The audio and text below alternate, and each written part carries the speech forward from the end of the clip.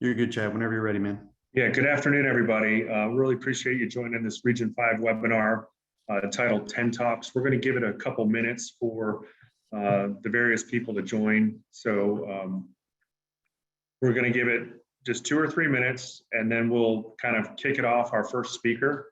And we'll have 3 speakers. Each one will go about 15 minutes or so. And at the end, we're going to leave some time for Q&A. So if you'd like to ask a question about one of the presentations, we'll go through just a handful of questions if anyone has those. And I guess, I'll go through the announcements, but one announcement that I'd like to make sure is everybody's on mute. So we're gonna hopefully get everybody to do that and not have some interference during the presentations.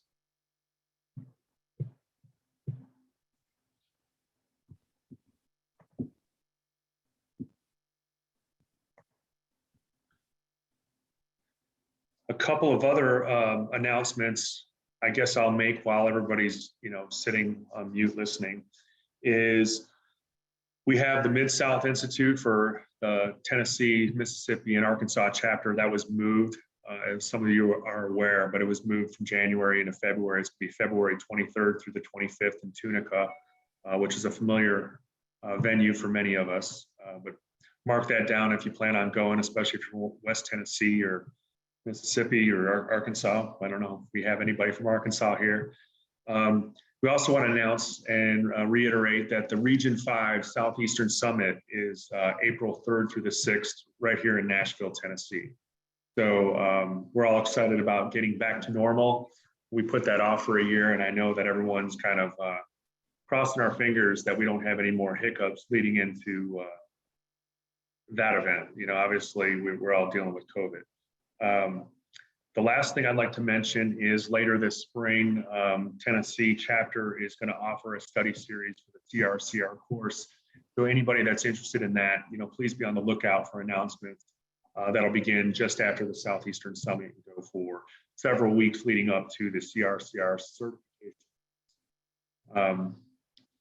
We're just going to give it one more minute to see if anyone else joins. Again, I'm going to ask that everybody stay on mute. You can keep your cameras off or on, depending on whether you'd like to keep that on.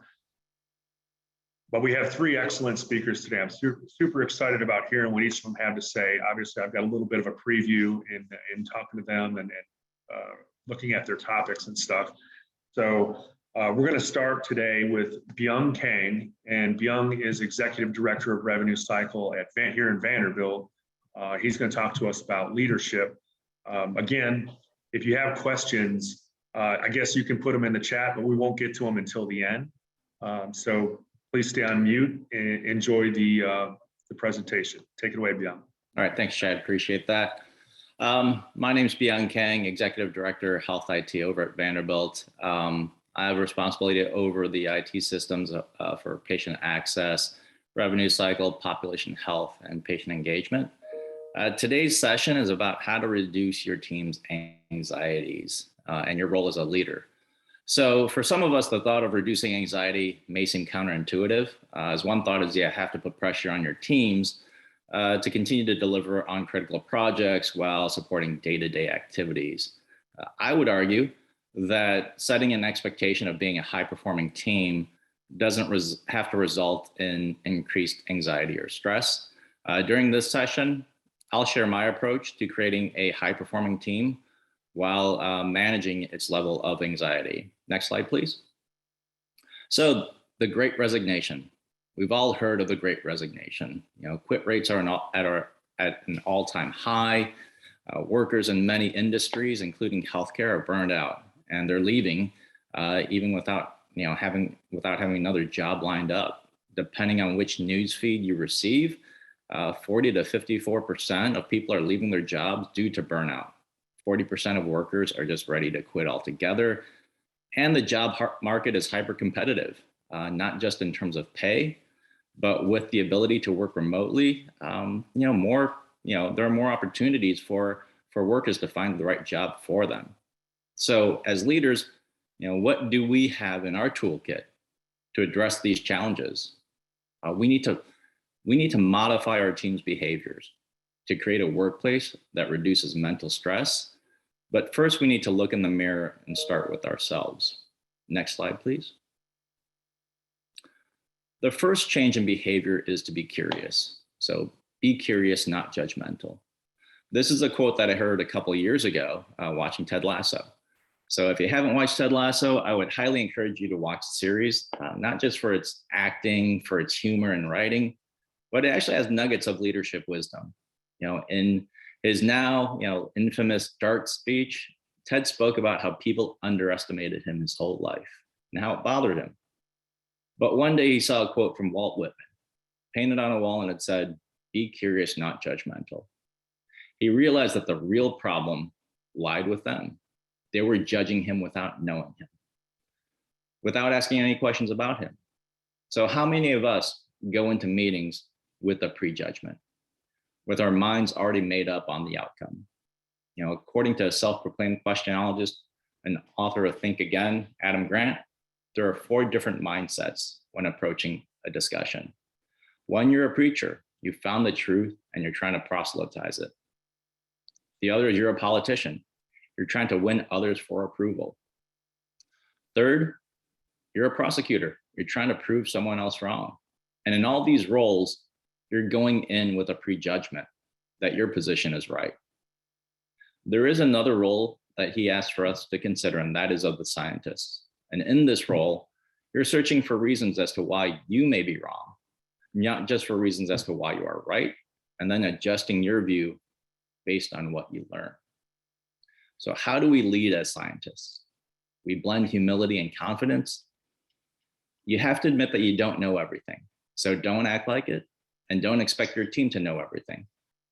Create a space where it's okay to say, I don't know, but I'll find out, instead of making up answers and making false commitments.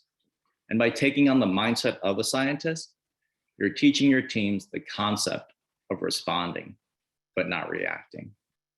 Next slide, please. The second change in behavior is to be responsive.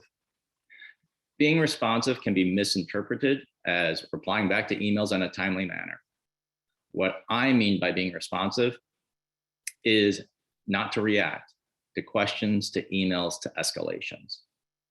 Viktor Frankl said, between stimulus and response, there is a space. In that space is our power to choose our response. And our response lies our growth and freedom. Viktor was an Austrian neurologist, psychiatrist, philosopher, and author. He was also a survivor of the Holocaust. We all know that there will come a time when we have to deal with an escalation or crisis. As leaders, it's critical that when we're called to address the crisis, we must respond to it, not react to it.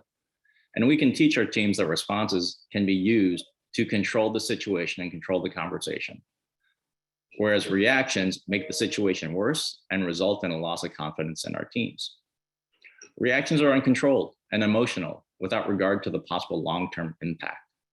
Reactions are telling everyone to remain calm, all is well, while Delta Tau Chi is turning Faber College's homecoming parade into chaos. Responses are controlled, thought out, and long-term impacts are considered. Responses are Michael Jordan, remaining calm under pressure while the clock is winding down, being confident that he will hit the game-winning shot. But how does he gain that confidence? Through years of practice with the support of his coaches and teammates. We need to coach our teams and let them know that it's okay to slow down, to respond, and not react, and that they need to practice. We need to find safe environments for them to practice their leadership skills. Rather than providing a reply, the expectation is for them to provide a well thought out response. Next slide, please. So the third and final behavior change is to be predictable. Imagine the following scenario. You didn't sleep well the night before because you were dreading a meeting with fill in the blank. Throughout the day, you were preoccupied thinking about the possible outcomes. As you enter the room, you're not sure which version of fill in the blank will be sitting across from you, and you feel your heart rate increase rapidly. Imagine another scenario. The Titans are marching down the field with the score tied 16-16 and 20 seconds left to go in the game. The ball is hiked and Tannehill lets go of the ball. You feel a guttural yell rise up through your belly.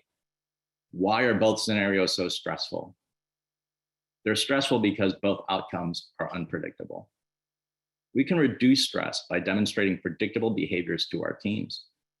To become predictable, we need to develop and communicate clear plans for our teams to achieve its goals. Document how they'll achieve those goals. Document and share your expectations in black and white. We need to publish and share our decision criteria. Don't expect people to be able to read your mind. Help them understand how you think by sharing how you make decisions. How does a project get approved? How does someone get promoted? Establish processes within your teams and be consistent in using those processes as they pertain to project approvals or employee promotions. Finally, we need to be consistent. Changing behavior is a journey. Don't let your ego get in the way of making small changes along the way. Be consistent in your expectations. Go slowly with adoption of these processes with the concept of continuous process improvement. A great example of consistency is Chick-fil-A. If you have kids, you probably visit Chick-fil-A at least once a week. I know we do. You know that after someone takes your order, they say, "My pleasure." After they hand you your meal, they say, "My pleasure." It's that consistency that leads to the expectation of great customer service. So by changing our behaviors to be more curious, you will be more approachable. By changing our behaviors to be more responsive, you will be more thoughtful. By being consistent in these behaviors, you will be more predictable. Next slide. My pleasure. Thank you.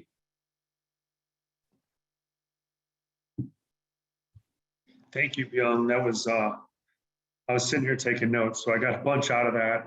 Appreciate it. If y'all have some questions or some feedback, save that for the end.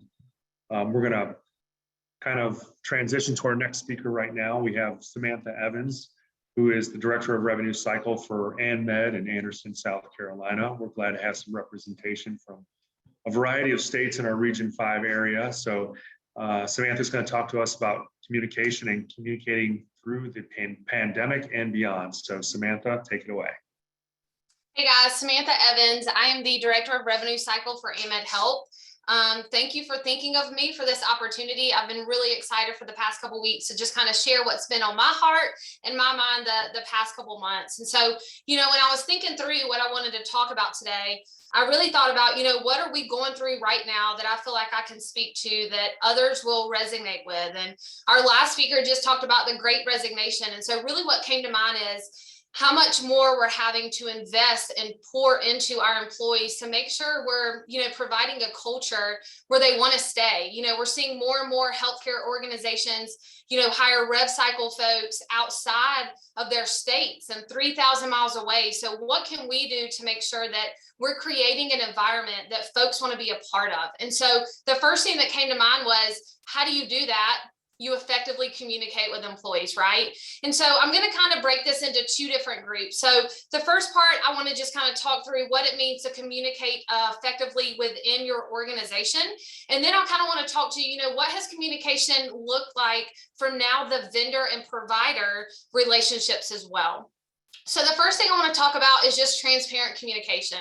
When you ask me, if you were to ask me, what's the most important thing in communication, 100% would say transparency.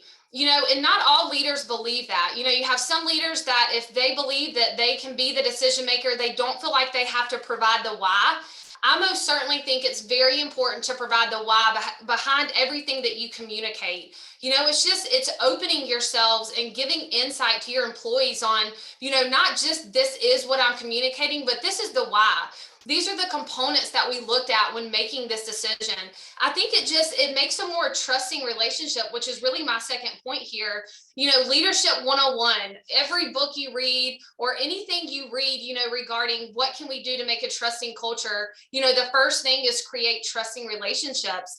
And I think you do that by being transparent and given all the information that you can. And when you do that, I feel like employees respect, they're not always going to like what you communicate to them, whatever that decision may be, but I feel like they respect it when they know that your intentions are pure and that you're, giving all the why behind the things that you're communicating to. I think it's really important that we are able to connect our employees to our mission and our vision. How do you do that? Well, you effectively communicate your goals and your strategic initiatives. And, here's where we're at and here's where we want to go. If you're not communicating those things to your employees, how are you ever going to connect them to your organization, to the vision that you have? And so I think it's really important to not only, continue to communicate that, but very transparently on, here's our vision, here's our strategic initiatives for the next 3 to 5 years. Here's where we're at now. Here's where we want to go. And I think you have to be able to communicate that effectively to your employees so that they're, bought in. And that's really where I think buy-in starts. Obviously, if you have more connected employees, you immediately have an increased job satisfaction. I mean, if you are transparently communicating to employees, you're helping align them to your mission and vision. You're creating trusting relationships. They're going to enjoy their job. You're going to increase their job satisfaction. Well, guess what happens when folks are satisfied in their job? Better job performance, right? I'm sure there's some folks out there, but for the most part, if you have employees that are satisfied with their job, they're going to come in every single day and they're going to want to give you their best effort. Well, increased job satisfaction, better job performance obviously also leads to higher retention rates. The next part I kind of want to talk through is positive communication. This by no means means to only as leaders, let's communicate the positive things. I'm sure as leaders, we would love that. But actually, you can see my first point is kind of the opposite of that. You can state brutal facts without being brutal. I can actually thank my CEO for that comment. He's been here about 1.5 years. Our very first directors meeting, we were talking about accountability and how you set that accountability. And that was his first statement. And so what I mean here is it's really important as leaders that we're comfortable having the hard conversations. Now, there's a right and a wrong way to have those hard conversations, but we can't just only communicate the good. We also, unfortunately, have to, communicate, hey, we're not meeting the mark here, or a decision maybe was made that isn't going to be popular, but you have to communicate that. And we can't shy away from those confrontational communications with our staff. The second point here is ensuring communications delivered with support of the people behind it. I've had plenty of leaders that, let's say they're getting something communicated to them, they're communicating it down to us. And maybe they didn't agree with the decision or what they're having to communicate. And they're like, hey, this wasn't me. This was, the person above me, and I don't agree with it. And I can't believe that was the decision they were making, versus maybe we don't love the decision that we're having to communicate. And I'll just use an example of, some organizations, we were lucky to not have to do this, but some organizations probably in the last few years had to, put any type of raise or incentives on hold, right? So that communication could go 2 different ways. It could go, hey, folks, unfortunately, this year, due to some financial restraints, for COVID, and then you list out a couple things, we're not going to be able to do any type of raise or incentive. And here's the why, versus I can't believe we worked so hard. We met every single KPI. I cannot believe they're not going to do this. That's the same point given 2 very different ways. And I really think as leaders, even if we don't always agree with the decision that we're having to communicate, it's really important to communicate and support the person behind the decision. The good old, it's not what you say, is how you say it. I won't spend a lot of time here. I know that our parents probably taught us that since we're 5, but going back to having to have the hard conversations, tone 100% matters. And I can't underestimate the tone here. Some of my probably biggest impressions, mentor wise, have been hard conversations where someone has sat me down and said, hey, here's what's going well. Here's maybe what's not going well. And here's how I think, you can continue to grow as a leader. I knew that their intentions were pure, and they said it in such a respectful way. Even though it was a hard conversation to have, it was meaningful and it was helpful. And I think if we pair the right tone with the hard conversations, that's really where accountability starts. Listen more to listen and not to talk. I think this comes a lot with maturity. There's still days that I don't get this right. And I look back and I'm like, man, I really didn't give anybody else the opportunity to talk here. I think we are effective communicators when we understand that it's not just how we're communicating, It's how we're allowing our staff to communicate back to us. It's knowing what our folks are communicating to us, sometimes when they're not even saying the words.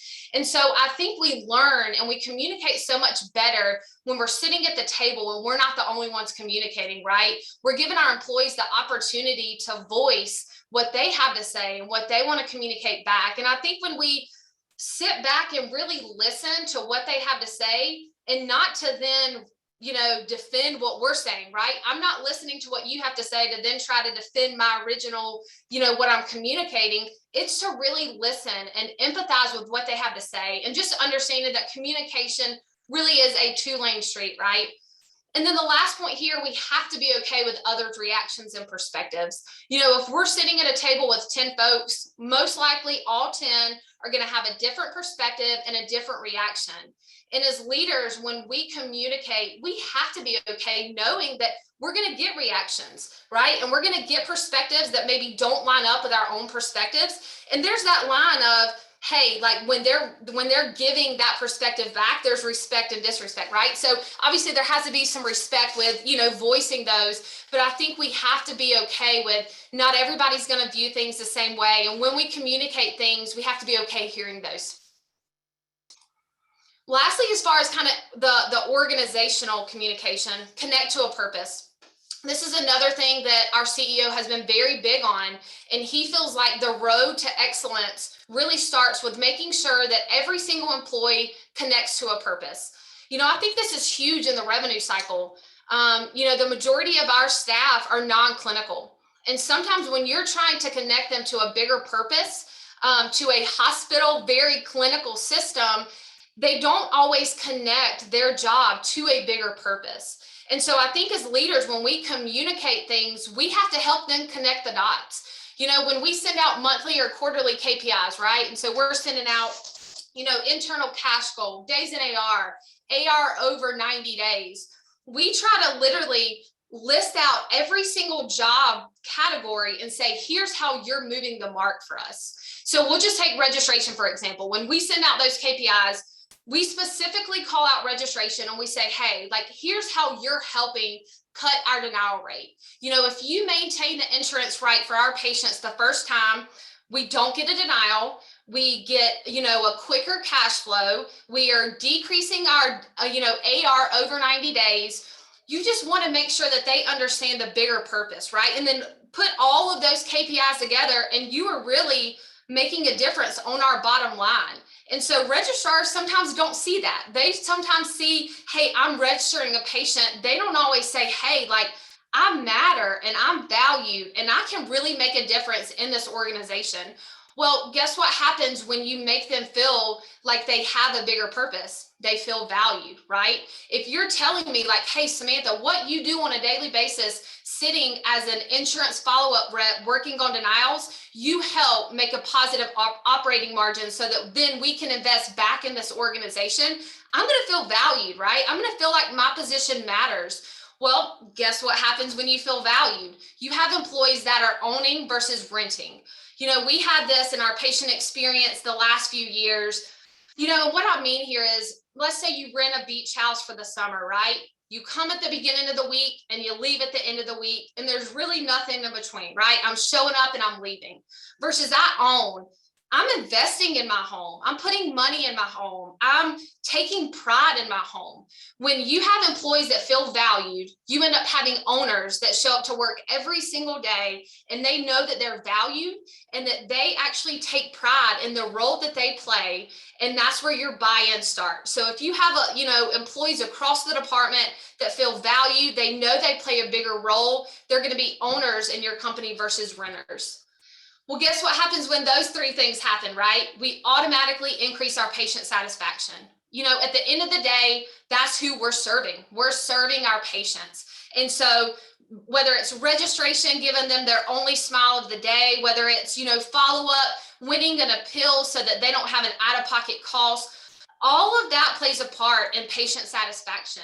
And when you have employees that feel valued, they know that they have such a big impact in this organization, they're going to show up every single day and give their best effort. And when they give their best effort, that leads to our patients being more satisfied.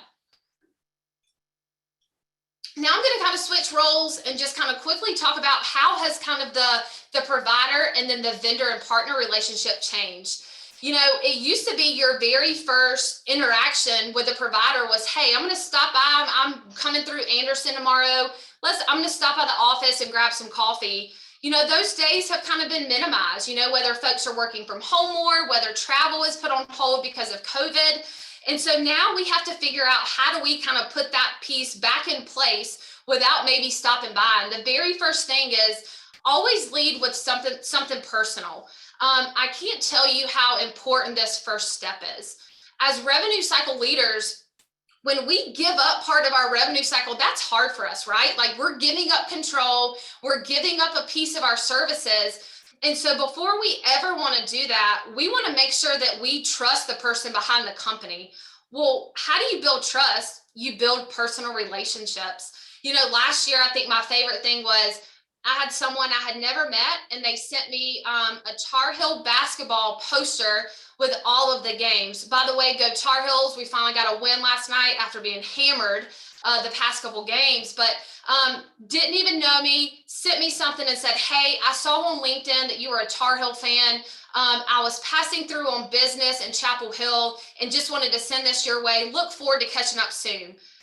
They didn't start out with, hey, I can save AMED Health $10 million tomorrow. Do you have 20 minutes to take my call? They started out by doing a little bit of research in how do I personally connect with Samantha? And y'all, that went a long way. I still have a relationship with this person. We're actually looking at their services. I just can't stress how important it is to make a personal connection.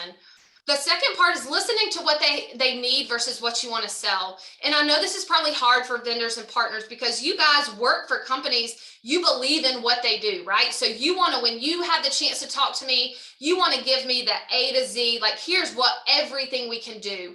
I think we've become so busy and we continue to take on more and more that when a provider communicates with you guys on here's what we need, right? So maybe you can sell me the entire house.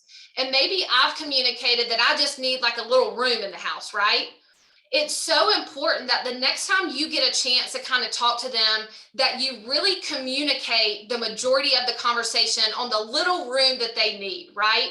And then as you build the relationships and as you build on, that's when you say, you know, I know we're doing this service for you, but did you know we can also do A, B, and C? So if you ever have a need, we would love to serve that need. But I think that sometimes we communicate what we need and then but we also want to do this, and this for you. So just a hint out there, this third one actually speaks to me probably more than the other side. This is a shout out to providers. You know, we've talked a lot about being transparent, right? I think sometimes we struggle even more being transparent with vendors. I've seen it so many times that providers don't want to ruffle feathers, right?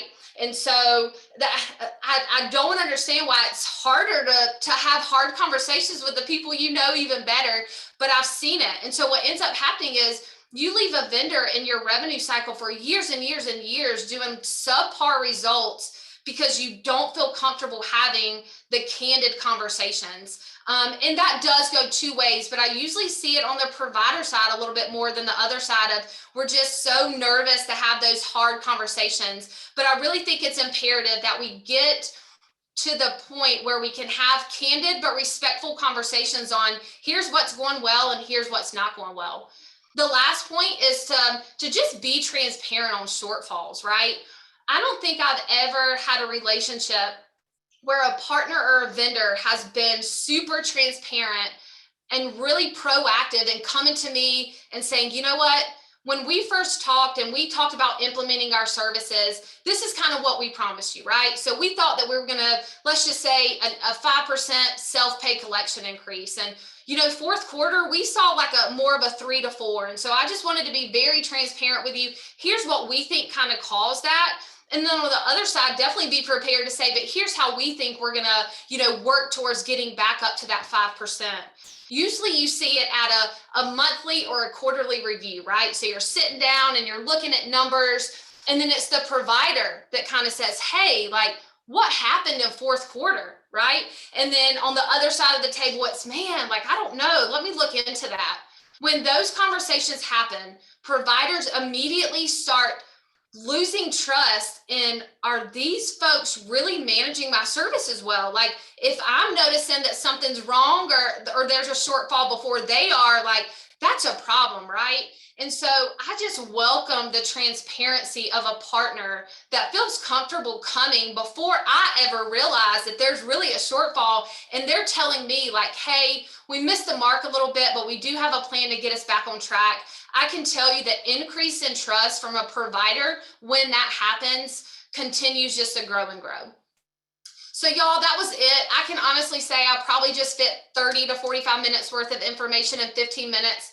That's very hard to say to 15 minutes, but I just wanted to thank you guys for the opportunity. I put my information up here because I'm so thankful for HFMA and the partnerships that it brings. I think that it gives us the ability to share our successes, but also our failures, right? So if anybody out there has been focusing on the same things that we have, and you want to shoot me an email to say, hey, like, we've really seen an increase in employee satisfaction when we implemented this, or hey, we tried this and it didn't quite meet the mark, feel free to shoot me an email. I love that about HFMA. But just one last thank you for this opportunity. And this is such a great idea, and I can't wait to continue to watch these throughout the year.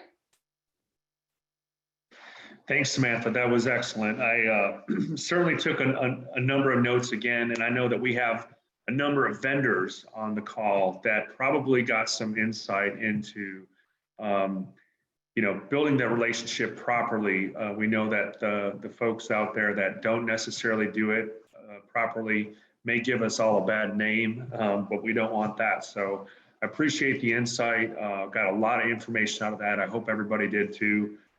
We may circle back on some questions of that, but I'm going to transition to our next speaker. So our next speaker is Rob Followell. Rob is a certified speaker, a coach, but he's also a former CEO, well-traveled CEO of many hospitals. So he comes from a different view from across the country, but he lives in Georgia right now.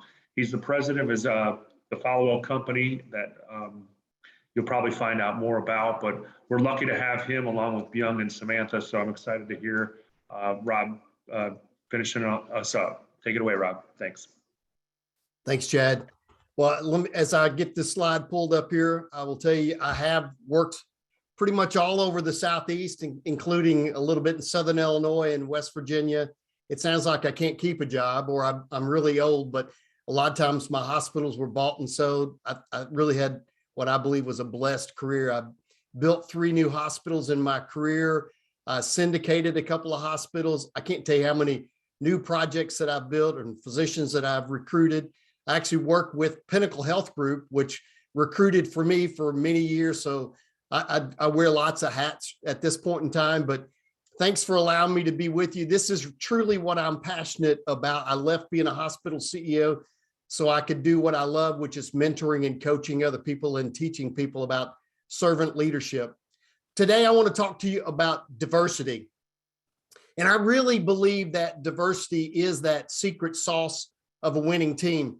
And, right now we're, as Samantha said, we are in the basketball season. So I really want you to consider just for a moment the diversity on a basketball team, on a college basketball team or pro. And when you think about that, I want you to think about the diversity because there are different positions on the court. There are point guards and shooting guards and small forwards and power forwards and centers. And, each one of these positions really has a different role that they're going to play. And they move back and forth and interchange from time to time, but they have a primary role. And each of those roles requires a different skill set. And they maybe even require a different body style, right? You can look at them and tell probably what position they play. Well, when I mentioned the word diversity from the beginning, the first thing that probably came to mind for you guys was race, nationality, sex, religion, etc.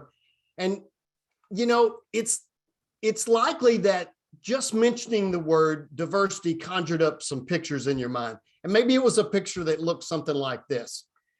And, all of those things that we just talked about are definitely aspects of diversity, very important aspects of diversity. And again, looking at this picture, you might say that, yeah, this is a fairly diverse group. Well, today, what I want to focus on and what I want to talk about is a little different kind of diversity than you might think. It's one that's a bit harder to identify than just looking at a photograph here and saying, oh yeah, they're a diverse group. I want you to wave at me. Let me change my screen here. Wave at me if you have multiple children. Okay, or if you have lots of siblings. So either one of those, and I want you to think about that. Yeah, me too. I have 5 kids, and I'm one of 5 kids myself. So I'm going to make a prediction here that all of your kids have exactly the same personality, or your siblings, right? Well, of course not. Of course not. And as I say that, every time I do, I get this big smile from people, or a chuckle. Usually that's what I get, because it's not the same. And you know that everybody's got multiple, each kid has their own personality, and they're usually radically different.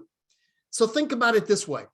People who share some of the same DNA, they grow up with the same parents, potentially in the same household, they attend the same schools, they have some of the same life experiences that they share, and yet their personalities can be so radically different. They can look at the world, the same world, they can look at it in greatly different ways. On the other hand, you can have somebody who's a different color than you, that speaks a different language than you. They've grown up on a different continent. They may be on a different continent than you, and yet they interpret the world very similar to you. Their personality is a similar style to your own style. Now, there are some wonderful personality and learning style tools that are out there, way more than we could talk about in 15 minutes or really the entire afternoon. So I'm not going to talk about any of that, but really I want to focus on the DISC tool. You may or may not have heard of it. I'm going to talk about specifically about the John Maxwell DISC assessment.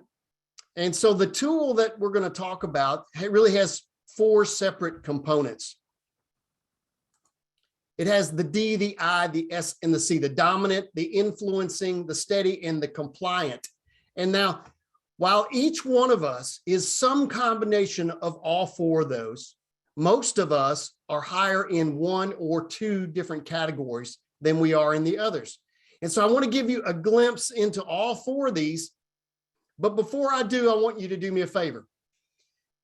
If you've got a pen and paper, I want you to write down the names of the people that you are in closest contact with, the people that you need to really communicate with on a daily basis, whether at home or at work, and write those names down. And as I go through this, I want you to guess what you think they are, what personality type you think they may be. All right? Well, let's jump in. First off, let me just say this. As you look at these squares here, you see the outgoing are the upper 2, the dominant and the influence, the D and the I. The more reserved group are the C's and the S's. And I will say that most financial people tend to be the C's and the S's. Not always, but they tend to be. I think people migrate into certain professions based on their own personality. I always said as a CEO, I didn't want my CFO to be an I, because somebody was probably going to go to jail, and it's probably going to be me. You want your pharmacist, you want your accountant to be the C's and the S's that pay a lot of attention to the detail. They're nitpicky. They really focus on the detail. So on this group here, again, the task-oriented folks are those that are on the left-hand side of the equation there, the D's and the C's. The I's and the S's focus first on people, and then they focus on the task. So we have all 4 styles. We're all some combination. Let's break each one of them down. So the D's, and they make up about 3% of the population. The D's are the decisive ones. They're the dominant ones. They seek control. They make decisions very quickly. They're very direct in their communication with others. Again, they're focused on the tasks. They're focused on the results. They're really good in a crisis situation. They'll step forward and take control. Because of some of those characteristics, they can be seen, though, as insensitive. They can be seen as domineering. Now, I also want to point out that the greatest fear of the D is being taken advantage of. That's why they're always out in front of everybody else, because if they're in front, nobody can take advantage of them. So that's a look at the Ds. Now let's take a look at the Is. Remember, there are 4. Look at the Is next. The Is are the influencers. About 11% of the population are Is. They're the persuasive group. They're spontaneous. They're motivators. They really love the spotlight, or at least they're comfortable in the spotlight. Because of some of those things, though, they can be disorganized at times. They can be forgetful. They can be distracted easily. The greatest fear of the Is is that rejection from the group, that loss of approval from the people that they love the most. Let's talk about the S's. The S's make up about 69%. So the bulk of the people are going to be in the S category. These are the steadies. They're very team-oriented. They are fantastic at follow through. So where the Is have moved on to something else and forgot about what they started with, the S's are going to stick with it. They're going to follow through to the end. They're very loyal. They're very accepting. The downside of the S's, potentially they can be seen as slow to start. They can be seen slow to accept change and to make those changes. The greatest fear of those that are S's is that loss of security, and they don't like confrontation. They're like that little dinosaur on Toy Story. I don't like confrontation. So you want to avoid that. And we'll talk more about that in a minute. And then you've got the C's, the final group, the compliant. That's about 17% of the population is the compliance. They are very accurate in what they do. They're the planners. They're the analyticals. They also face that analysis paralysis potentially. They can be slow to start because they're trying to get all the details before they take that first step. And they also sometimes like to work alone. The greatest fear of the C's is that criticism from everyone else. You know, I'm a John Maxwell team member, among other things, and I love John Maxwell's teaching. John Maxwell always says that leadership is influence, nothing more, nothing less. And he also says that connecting increases our influence in every situation. And here's one of the things that I want you to think about as you think about that basketball team and all the positions, or you think about your style and everybody else's style that you're around.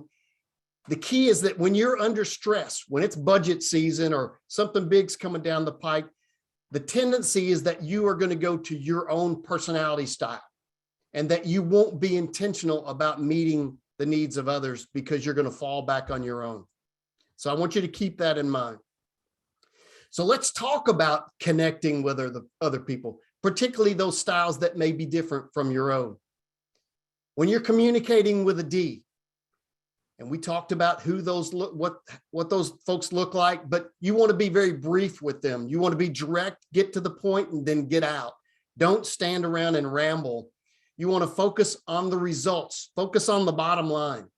You want to discuss the problem. If there's a problem or an issue, discuss the problem and its effect on the outcome, the goal, again, on the bottom line, on the mission of what you're trying to accomplish. When you're dealing with the I's, don't do all the talking. Allow them to talk to you. Give some time for socialization. Don't ignore their ideas. Make them feel appreciated. And then you want to follow through on your conversation on the details in writing because they've already moved on. They've already forgot about it. Give it to them in writing. Hold their feet to the fire in a gentle way. Keep your meetings short. They always say that 4 10-minute meetings is better than 1 40-minute meeting for an I. And then there's the S's. If you're communicating with an S, and all of this dovetails with the previous presentations from today, you got to know your audience. You got to know your team members. And so when you're communicating with someone who is an S, you want to create that friendly tone. You want to show interest in them as a person. Remember, they are people oriented first, then the task. Don't be overly aggressive with them. You want to minimize those potentials for confrontation. You want to give them as much as you can in writing. Give them the details. Tell them what the goals are in writing.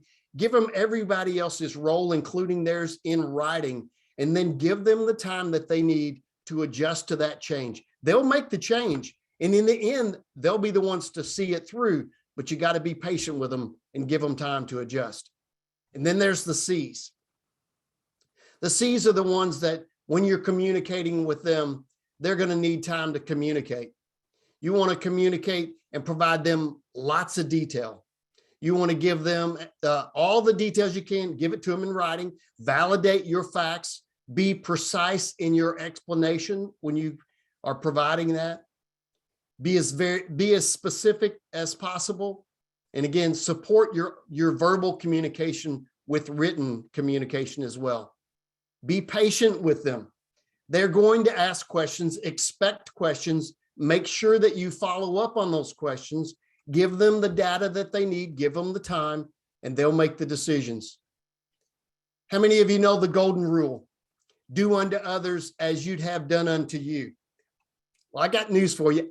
I really don't think that works all the time. And let me explain what I mean by that. There are going to be some people that are taken aback. I'm a good Baptist boy. I grew up in the Baptist church, so I heard this a lot. So let me share with you what I'm talking about. Let me tell it to you in a story format. Let's say that your best friend from elementary school moved away as you entered junior high, middle school, whatever that may have been for you. For me, that was a long time ago, but let's say you haven't really talked to them since then. And you live in the Nashville area and they ping you on LinkedIn and say, hey, don't you live near Nashville? And you say, yeah. And they say, well, I'm going to be in Nashville for a conference. I'd love to get together. You say, oh my God, that'd be great. We can talk about old times and catch up on all the things that we used to do. And so listen, you pull out all the stops. You say, I want you to come to the house with COVID. Let's just come to the house. I'll cook a meal for us. We'll catch up on the old times. And so you pull out all the stops. You cook your favorite meal. For me, it would be this one right here. A big, thick ribeye, medium rare, baked potato, grilled asparagus. My mouth's watering just thinking about it. So you pull out all the stops. You have cooked it to absolute perfection. You've got cloth, tablecloth. You've pulled the fine china out. You've got cloth napkins. You've got candles. You've got your favorite music playing in the background. You know, for me, that's probably Chris Bodie, something soft and jazzy. And there's the knock at the door.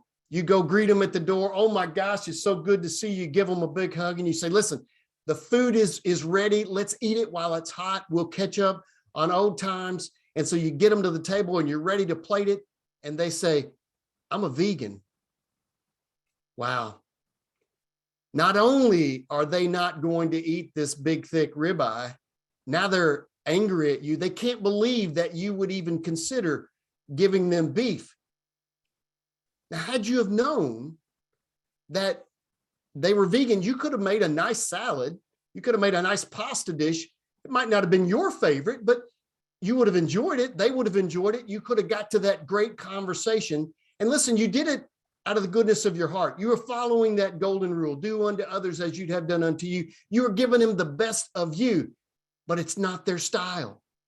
And so we have to understand the styles of everybody else and meet their needs, not just give them the best of us. And it's difficult when we're under stress, we want to go to our own style. So what are the keys to creating that winning team? Number one, you have to know your style first. And just knowing that, hey, there are other people, it could be a different color, nationality, different religion, from the other side of the world, but their personality is similar to mine, where my brother is completely different. And then know the style of your teammate. You got to appreciate those differences. You got to mind for those gaps. You got to mind for those differences. And then you got to recruit to that well-rounded team. You got to have every player on the team that you need, not just all-star guards, but you need all the team players. And then adapt your own style to meet the needs of others. A one size doesn't fit all when it comes to communication. You got to know the style of everybody else.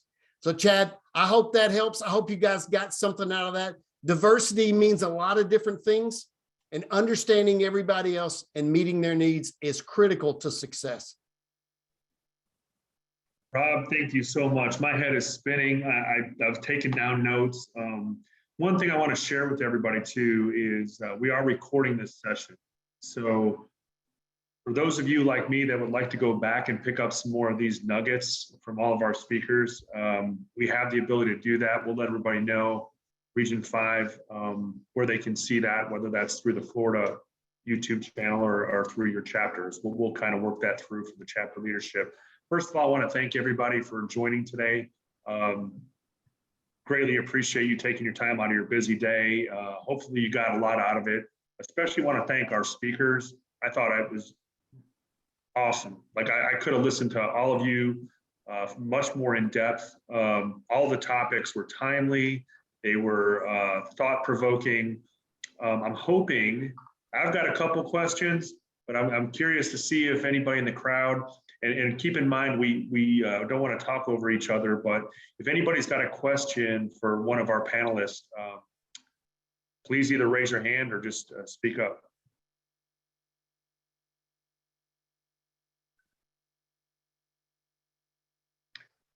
I have one for Byung. You know, one of the comments you said was for your responses to slow down and have a well thought out response, right? But balancing the immediacy for performance, right? So we're all pushed to perform right now. So how do you help with your team kind of balancing that, you know, pedal to the metal, let's go. And, you know, if you read military books, they're like, if you're 70% there, make that decision and go. But I want to go back to that well thought out response and balancing that and managing that. Yeah, I think part of that is actually just controlling the conversation. You know, that's another topic that I've discussed with my team, is in terms of set the expectation, right? I mean, I think Samantha talked about transparency and just basically saying, okay, you know what, I can actually gauge how urgent the need is for my customer based on how I respond to them, in terms of saying, well, they're saying, I need to have this project, you know, tomorrow. Said, okay, well, give me by a certain time, set that goal, and let me get back to you. That way you're managing expectations. And if you say, I'm going to reply to you by the end of the week, then they have a date that they can expect that you'll deliver on. And you'll also know that if they don't like that date, you know, they'll come back to you and say, no, need it sooner. And then you start that dialogue in terms of when. That way it's not just open-ended. And that's what I mean in terms of responding instead of reacting, you know, getting the emotion out of the conversation and having it just be a little bit more of, well, happy to, you know, to talk, but here are all the other projects that are going on as well. Here are the other commitments, and being transparent about that. And then talking about choices and being comfortable with those uncomfortable conversations. Thank you. No, it's insightful. Anyone else have a question? Hey, Chad, no question. Just want to give a big shout out to you guys in Tennessee for an awesome day, and happy to send some love from your buddies down in Florida for Region 5. So everybody will keep this up and keep these in rotation with good content still coming. And I would just add, look out for the next one here. I think, who do we have next? We have Alabama next, or? Alabama's next, and they'll have Day Agaskiza lined up. For those that know Day, she's a wonderful speaker as well. I could probably go on and on with questions that I have for Samantha and Rob, as well as Byung, but I'm going to go back and listen to this. Rob, I'll tell you one comment I had is I was running through a number of people trying to figure out where they fit, whether it's coworker, personal, whatever, but I thought that was super cool. I'm going to go back and listen to that. And then Samantha, I got a lot out of, you know, what you were saying about the communication, especially from the vendor side. I'm sure a lot of people on the call or on the Zoom did as well. So I'll be in touch with each of the speakers to follow up. Greatly appreciate your time, and everybody else joining. Thanks for joining us today. Have a great rest of your week. Stay healthy, and hope to see you around soon. Thanks all. Thanks. Bye, everybody.